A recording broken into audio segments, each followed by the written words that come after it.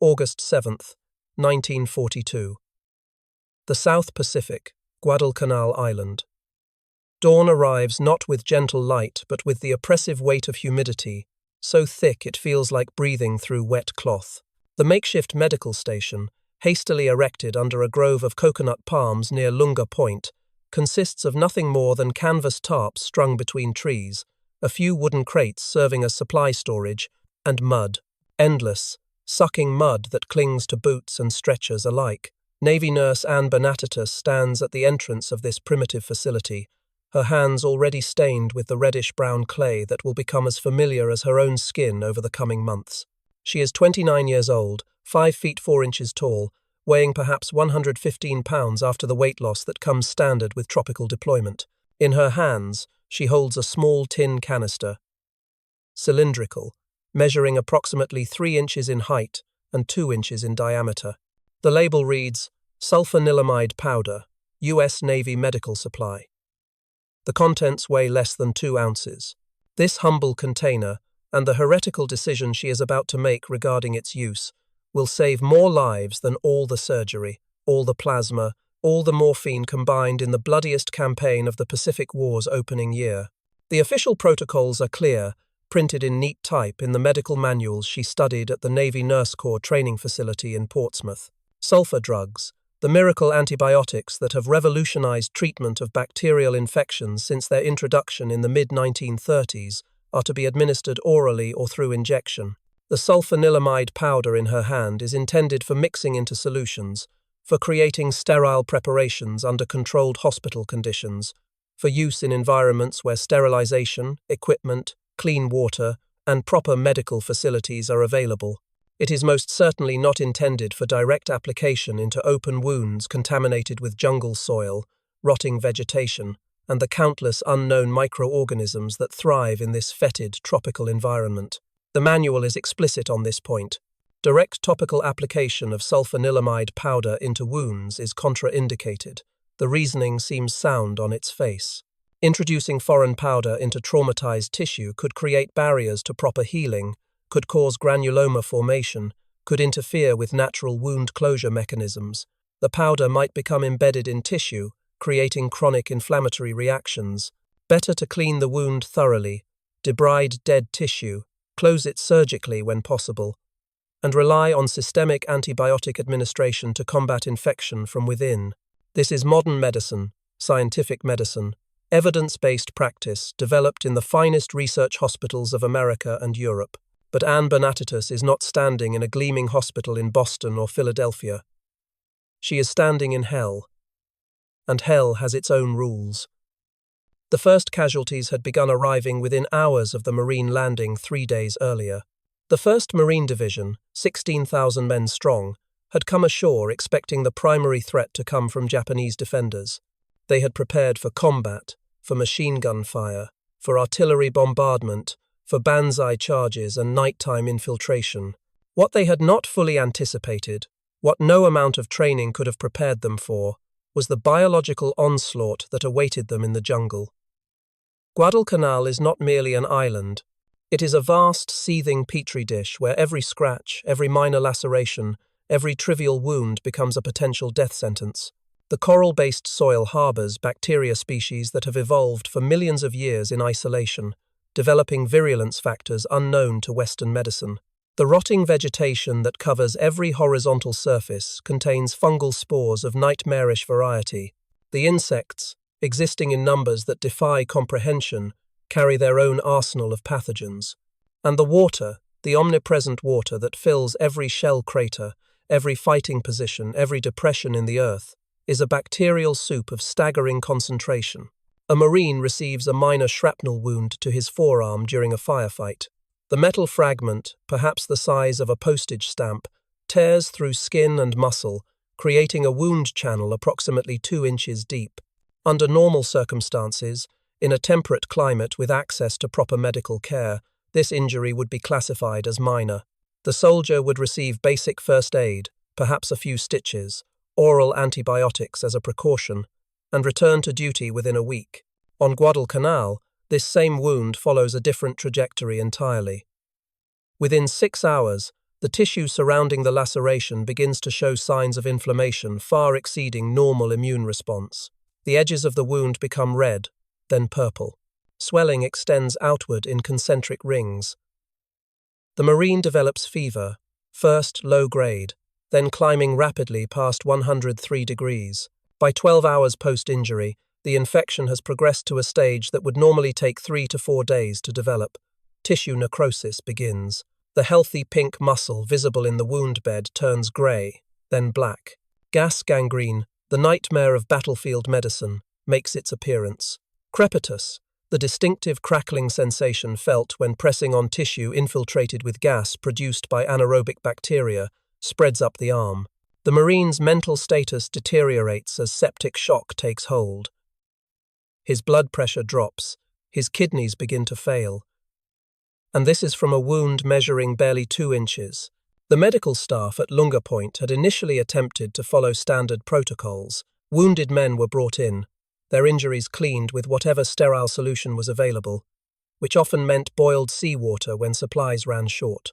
Wounds were debrided, the dead tissue cut away with scalpels that were resharpened against whatever abrasive surface could be found, and re-sterilized over small alcohol flames between patients. Sulfa pills were administered orally, the standard dose being 1 gram every 4 to 6 hours. Sulfa solutions were injected when intravenous access could be established, which was challenging in dehydrated, shock-prone patients with veins that collapsed under the stress of tropical disease and inadequate nutrition. The results were catastrophic.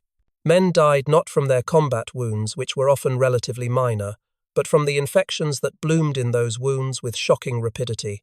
The mortality rate among wounded Marines in those first days exceeded 60%. 60%. For comparison, the mortality rate among wounded soldiers receiving adequate medical care in the European theatre during the same period was under 10%. The difference was stark, undeniable, and utterly unacceptable. Ann Bernatitus had watched this parade of death with growing frustration and mounting rage. She possessed a brilliant intuitive mind coupled with a stubbornness that her commanding officers found both admirable and exasperating. She had completed her nursing training at St. Joseph's Hospital in Philadelphia, graduating at the top of her class despite the skepticism of instructors who believed women lacked the constitution for truly demanding medical work. She had volunteered for the Navy Nurse Corps, specifically requesting combat zone assignment over the objections of her family and the surprise of her recruiters. She wanted to be where the need was greatest, where her skills would matter most, where the difference between competence and mediocrity was measured in lives rather than comfort. She had gotten her wish. Now, standing amid the mud and blood and overwhelming inadequacy of their jungle medical station, she found herself confronting the central paradox of military medicine. The protocols that governed her practice had been developed in safe, controlled environments where clean water flowed from taps, where sterilization equipment functioned reliably, where laboratory cultures could identify specific pathogens and guide targeted antibiotic therapy. None of those conditions existed here. Following the protocols was killing her patients, but defying the protocols meant accepting personal responsibility for any negative outcomes, meant risking court-martial for deviating from established medical practice, meant gambling her career and potentially her freedom on an untested theory. She made her decision while watching a 19-year-old Marine private die from an infection that began in a wound no larger than her thumb. His name was Michael Desmond, from Pittsburgh, Pennsylvania. His mother had sent him letters that arrived the same day he did, wounded and feverish. The infection had started in his right thigh, a fragment wound from a Japanese mortar round. The shrapnel had been removed successfully. The wound had been cleaned, debrided, and dressed according to proper protocol. He had received oral sulfur medication every 4 hours without fail, and he had died anyway, his body consumed by an infection that spread faster than the antibiotics could reach via his bloodstream. The sulfanilamide tablets he swallowed had to be absorbed through his intestinal wall, enter his bloodstream, circulate through his heart, be pumped to his lungs for oxygenation, return to his heart, and then be distributed to the infected tissues in his leg. This process took time, precious hours during which the bacteria in his wound were doubling their population every 20 minutes. The medicine was fighting a losing race against biology. Ann Bernatitus held the tin of sulfanilamide powder and asked herself a simple question. What if the race could be eliminated?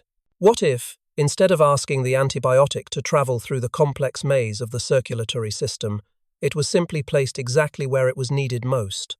What if she took this powder and sprinkled it directly into the wound, creating immediate, massive local concentration of the drug right at the site of infection? The objections rose in her mind immediately, the voices of her instructors and the text of the medical manuals.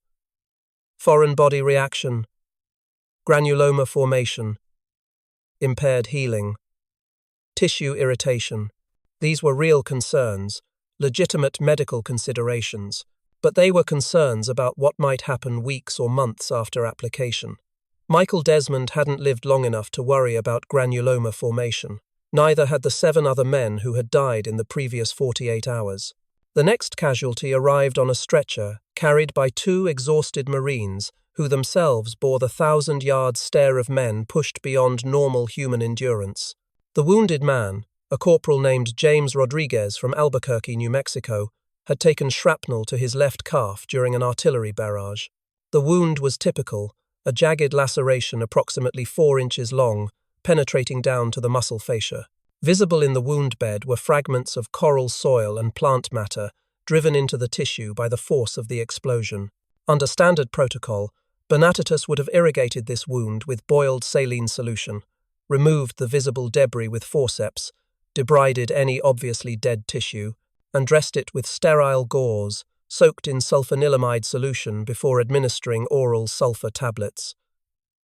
Instead, after the irrigation and debridement, she opened the tin of powder. The sulfanilamide inside was a fine, crystalline substance, white with a faintly yellowish tint, its consistency similar to confectioner's sugar. She tilted the tin and poured the powder directly into the wound, covering every surface, getting the powder into every crevice and corner of the traumatized tissue. She used approximately 1 tablespoon of powder, far more than any protocol would suggest for topical application. Then she covered the wound with dry, sterile gauze and secured it with adhesive tape. She did not tell Corporal Rodriguez that she had just violated medical protocol. She did not inform her commanding officer of her decision. She simply made a notation in the casualty log and moved on to the next patient. And then she waited. The next 24 hours would determine whether she was an innovative lifesaver or a reckless criminal. Corporal Rodriguez developed the expected fever by that evening, his temperature rising to 101.5 degrees, but it did not continue to climb. By the following morning, his fever had broken. The swelling around his wound, which typically would have expanded dramatically overnight, had remained stable. When Bernatitus changed his dressing 36 hours after the initial treatment, she found something remarkable. The wound bed showed none of the necrotic discoloration that had become grimly familiar. The tissue was pink, healthy, showing early signs of granulation.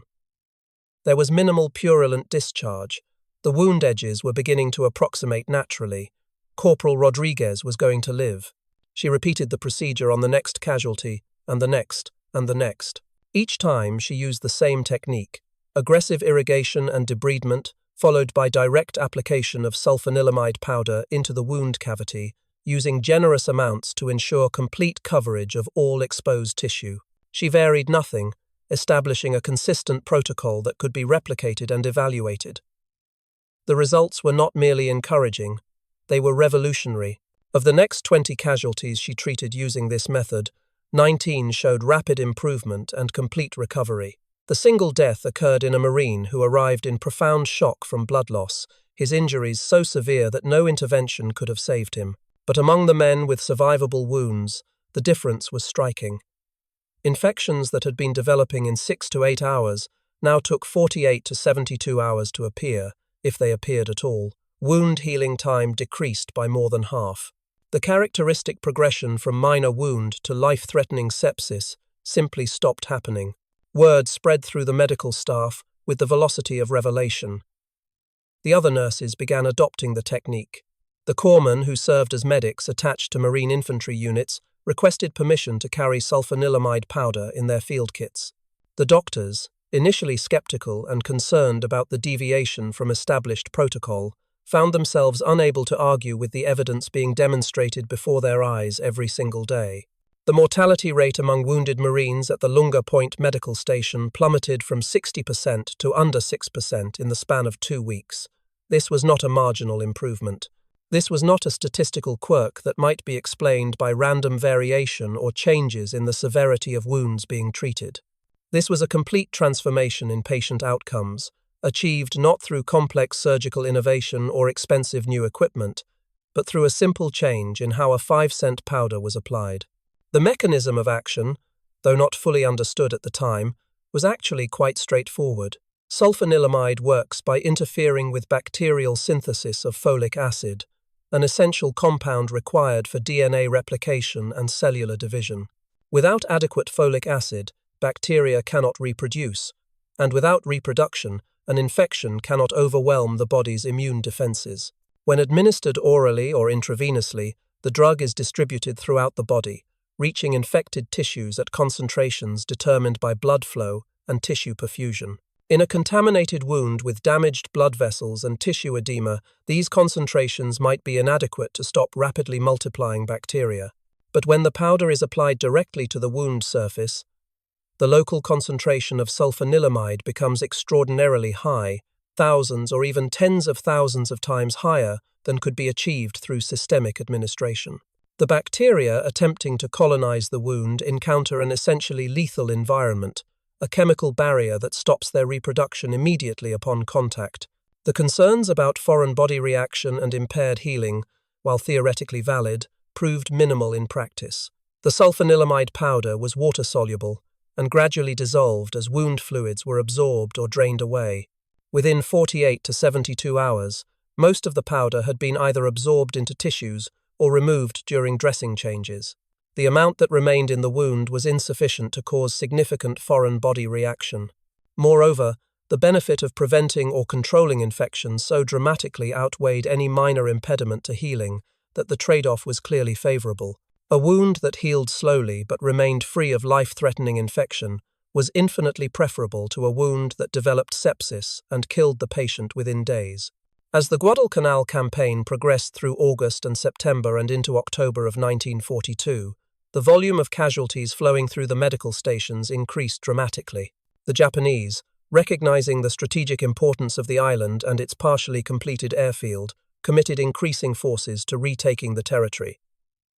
Naval bombardments pounded Marine positions nightly. Artillery duels raged across the narrow perimeter the Americans controlled. Infantry assaults came with suicidal determination, and every engagement produced more wounded men, more shrapnel injuries, more traumatic amputations, more burns and blast injuries and gunshot wounds. The medical staff worked shifts that extended 20 hours at a stretch, sleeping in brief intervals between waves of casualties. Supplies ran chronically short, with resupply ships arriving sporadically when the naval situation permitted. Blood plasma was rationed. Morphine had to be conserved for the most severe cases. But sulfanilamide powder, blessed sulfanilamide powder, remained relatively abundant. It was stable, did not require refrigeration, came in compact tins that could be stored indefinitely, and was inexpensive to manufacture and ship. And with Bernatitus's protocol now standardized across all medical personnel, every tin represented dozens of lives saved. The official documentation of this innovation was initially limited. Bernatitus kept detailed casualty logs, noting the type of injury, the treatment administered, and the patient outcome. But in the chaos of combat operations, formal research protocols and controlled clinical trials were impossible luxuries. The evidence was purely observational, but it was compelling. Medical officers began writing reports to higher command, describing the dramatic improvement in survival rates and specifically crediting the topical sulfanilamide application technique.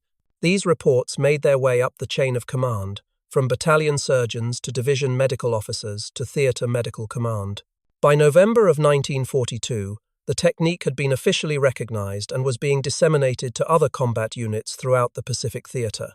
By early 1943, it had been incorporated into official Army and Navy medical protocols. The very practice that had initially been contraindicated, that had represented a violation of established medical doctrine, had become standard procedure worldwide. The scale of impact is difficult to overstate. Between the initial landing on Guadalcanal in August 1942 and the Japanese evacuation in February 1943, approximately 7,000 American servicemen passed through the medical facilities where Bernatitus and her colleagues practiced. Prior to the implementation of topical sulfanilamide application, the mortality rate for wounded men in this environment would have been expected to remain in the 50 to 60% range based on experiences in similar tropical combat zones. With the new protocol, the actual mortality rate was under 6%. A conservative estimate suggests that topical sulfanilamide application saved approximately 4,000 lives on Guadalcanal alone. As the technique spread throughout the Pacific Theater and was eventually adopted in other combat zones, the total number of lives saved climbed into the tens of thousands. This from a modification in the application method of an existing drug, requiring no new research, no new manufacturing facilities, no additional expense or logistical burden, simply taking a powder that was already available and using it differently. The broader context of this innovation involves understanding the state of antibiotic medicine in the early 1940s. The sulfonamide drugs, of which sulfanilamide was the earliest and simplest, represented humanity's first effective weapons against bacterial infection. Prior to their introduction in the mid-1930s, bacterial diseases were often death sentences.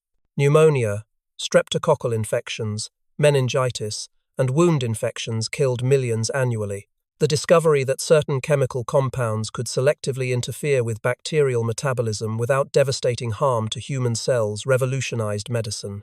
The German chemist Gerhard Domack received the Nobel Prize in Physiology or Medicine in 1939 for his work demonstrating the antibacterial effects of sulfanilamide derivatives.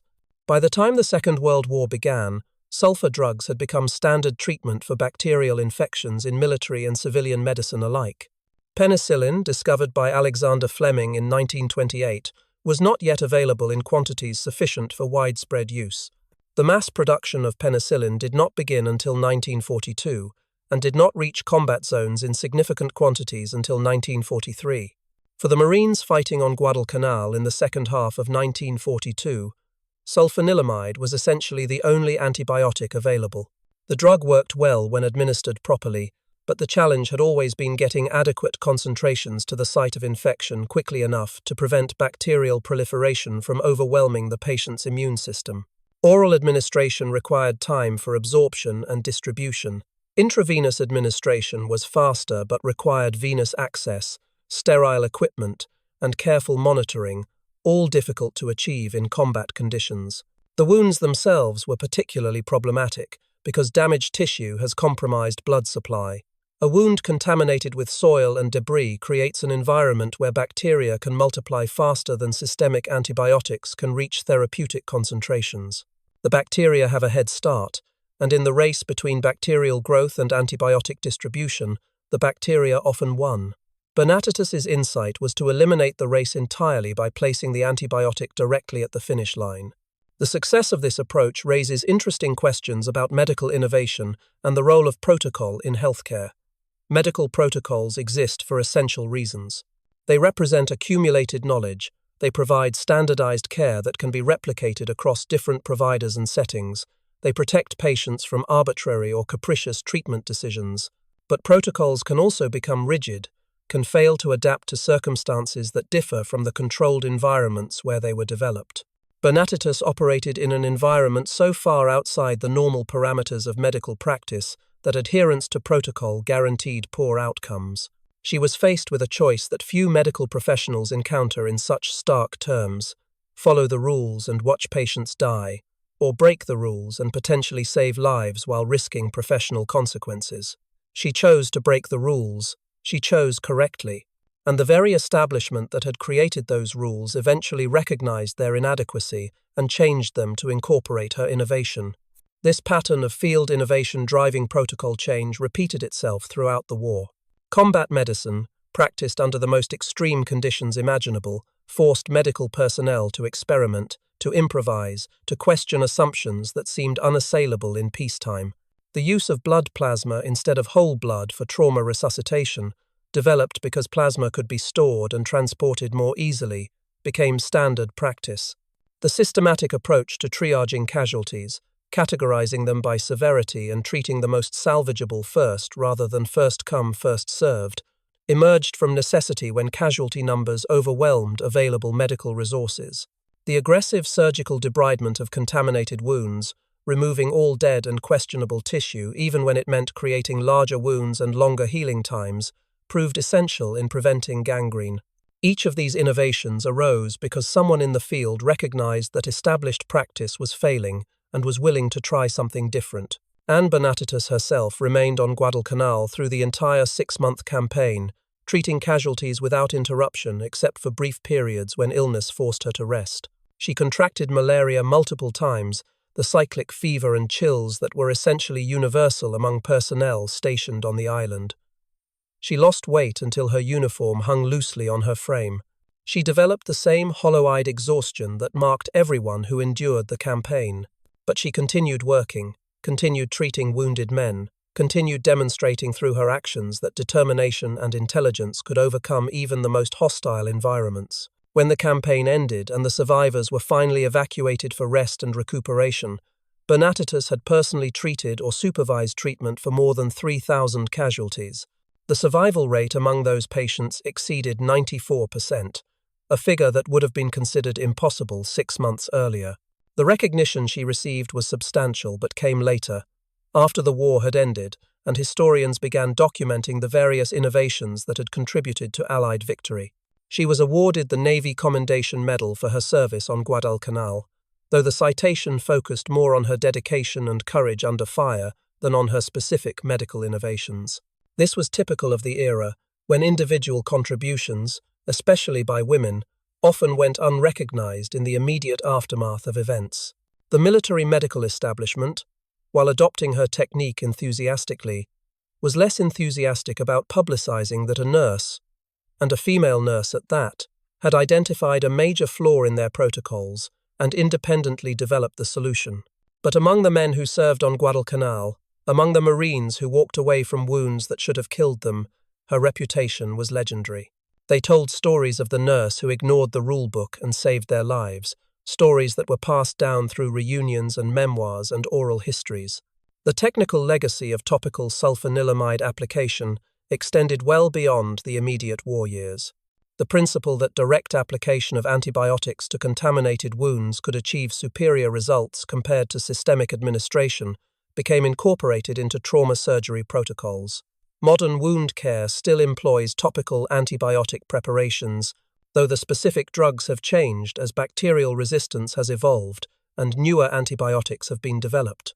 The concept of achieving high local drug concentrations through direct application has been applied to other medical conditions, from topical antifungal creams to antibiotic-impregnated bone cement used in orthopedic surgery. Each of these applications descends intellectually from the recognition that sometimes the most effective route of drug administration is the most direct one. The sulfanilamide itself has become largely obsolete in modern medicine, replaced by more effective and less toxic antibiotics. Penicillin and its derivatives, the cephalosporins, the fluoroquinolones, and numerous other antibiotic families have superseded the sulfa drugs for most applications. But the story of sulfanilamide on Guadalcanal represents more than just a specific drug or a specific technique. It represents a fundamental truth about medical progress, that innovation often comes from frontline practitioners who are willing to question established wisdom when that wisdom produces inadequate results. Bernatitus was not a research physician. She had not conducted laboratory experiments or published papers in medical journals. She was a clinical nurse working under impossible conditions who observed a problem, formulated a hypothesis about how to solve it, tested that hypothesis, and shared her results.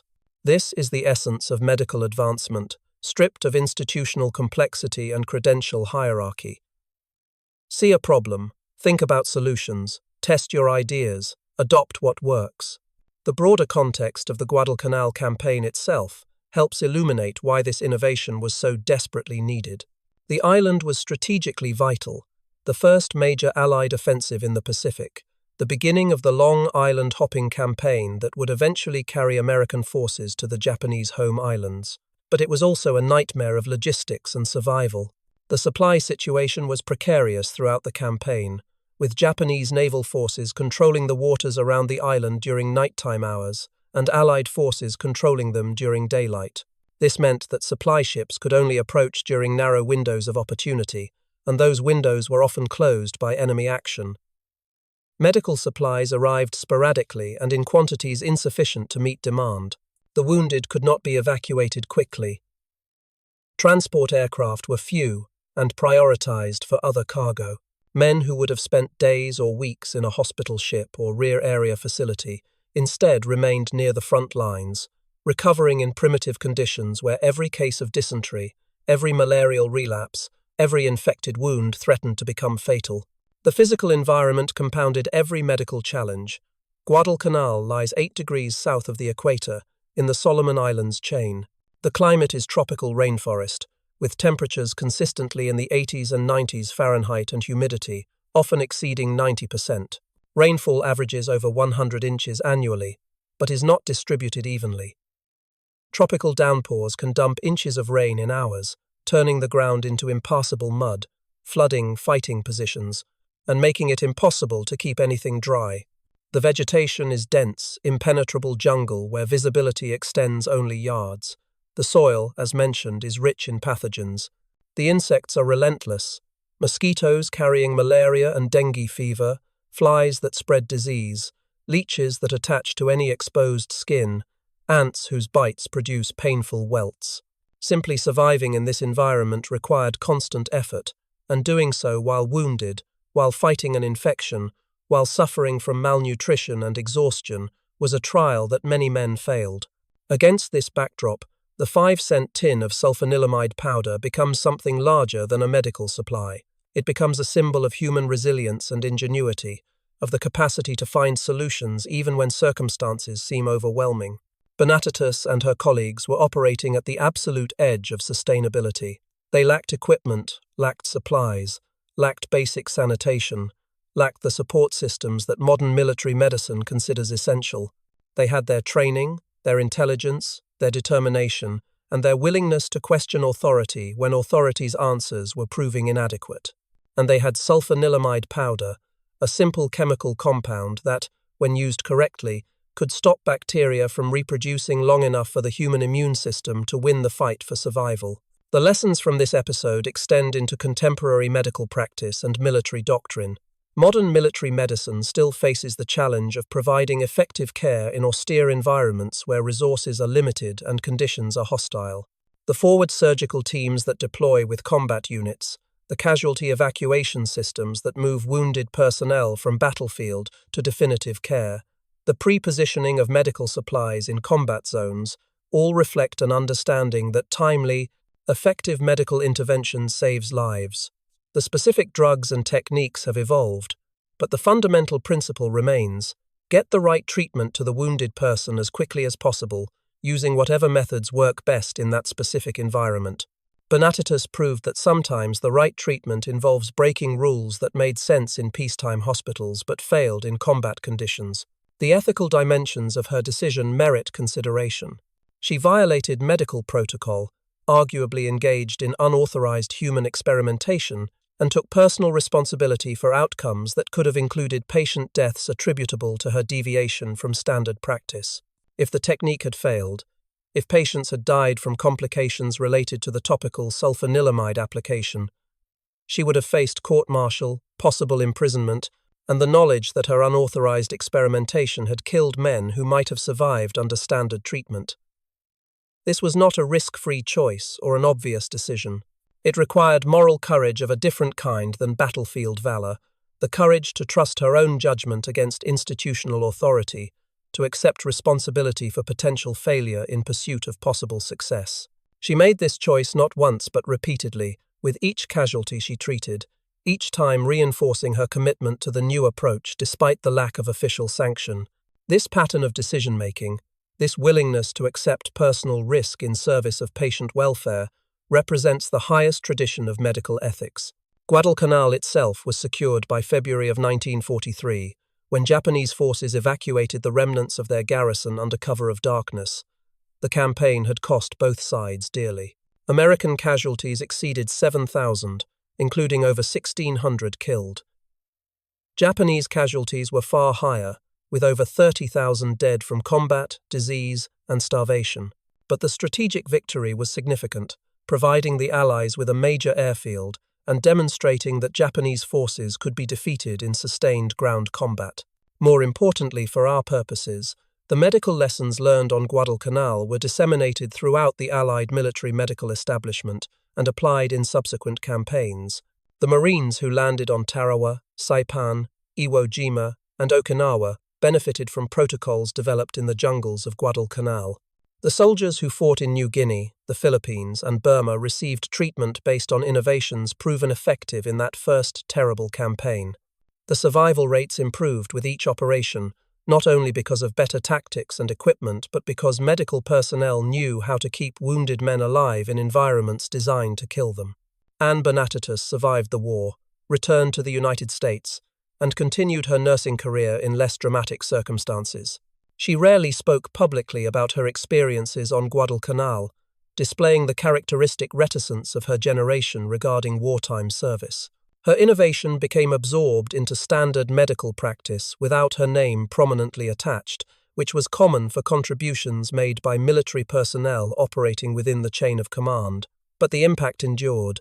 Every wounded soldier whose wound was dusted with antibiotic powder, every burn victim who received topical antimicrobial treatment, every surgical patient whose incision was protected with antibiotic-impregnated dressings, owes some measure of debt to a nurse who stood in a muddy jungle medical station and decided that saving lives mattered more than following rules.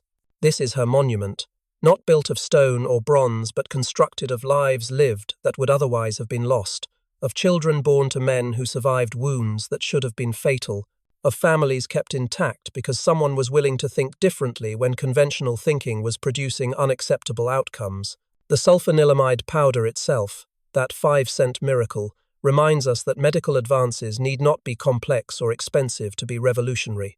Sometimes the most important innovations involve using existing tools in new ways rather than developing entirely new tools.